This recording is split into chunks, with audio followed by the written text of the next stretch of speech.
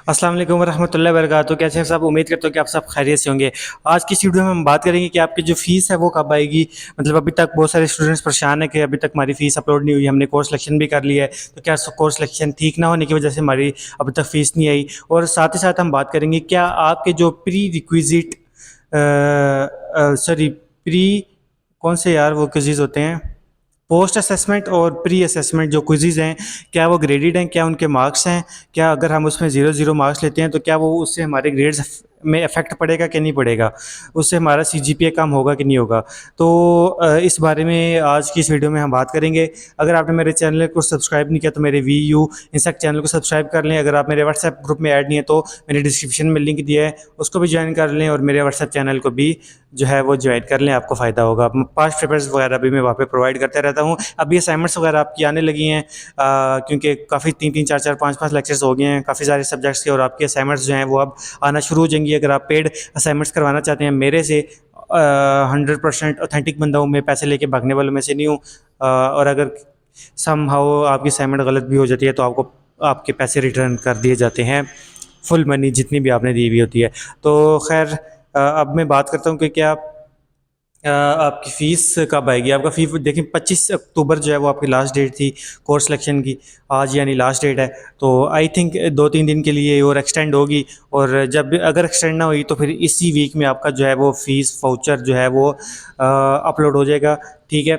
और अगर ये एक्सटेंड होगी 2-3 दिन तक और इसके डेट एक्सटेंड होगी तो फिर आपका जो फ़ीस वाउचर है वो नवंबर के फर्स्ट वीक में जो है वो आपका आ जाएगा, और फिर आपको फ़ीस जो है वो सबमिट करवाना पड़ेगी। आप इजी पैसा या किसी भी प्लेटफॉर्म से और करवा सकते हैं। और दूसरी हम बात करेंगे क्या आप के जो लेक्चर्स हैं, जो वीडियोस VU ने कहा है कि आपको वॉच करना ज़रूरी है, अगर आप वो वॉच नहीं करेंगे तो आपके क्विज़ेस ओपन नहीं होंगे, तो क्या ये ज़रूरी है कि नहीं।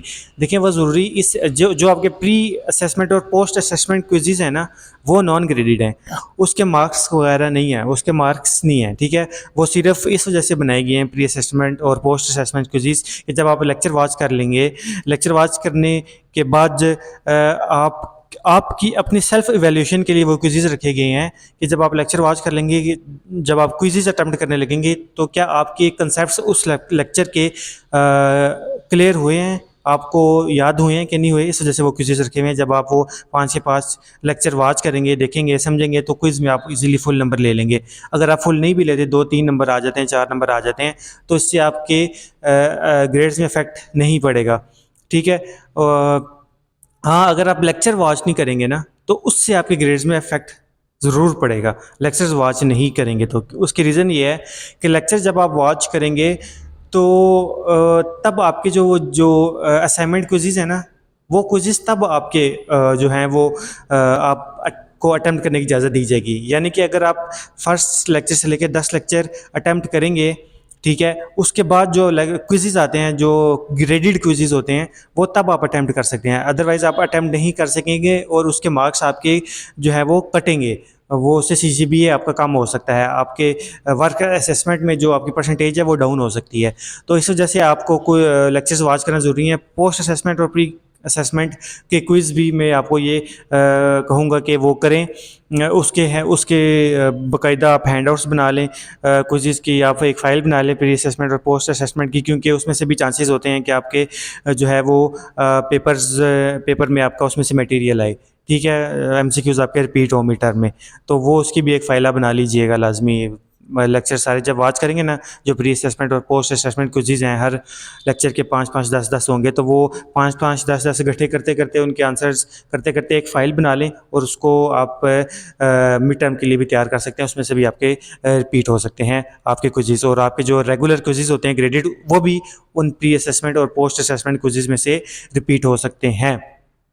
तो pre assessment post assessment quiz non graded है, लेकिन जब आप लेक्चर वॉच करेंगे, जब क्विज़ेस ग्रेडेड वाले ओपन होंगे तो फिर वो आप अटैम्प्ट नहीं कर सकेंगे अगर आपने लेक्चर्स और पोस्ट असेसमेंट और प्री असेसमेंट क्विज़ेस अटैम्प्ट नहीं किए हुए होंगे। तो ये कंसेप्ट आई होप आपको समझ में आ गया होगा।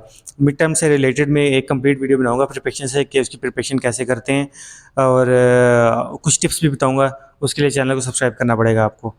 और बस, थैंक यू, अल्लाह हाफ़िज़।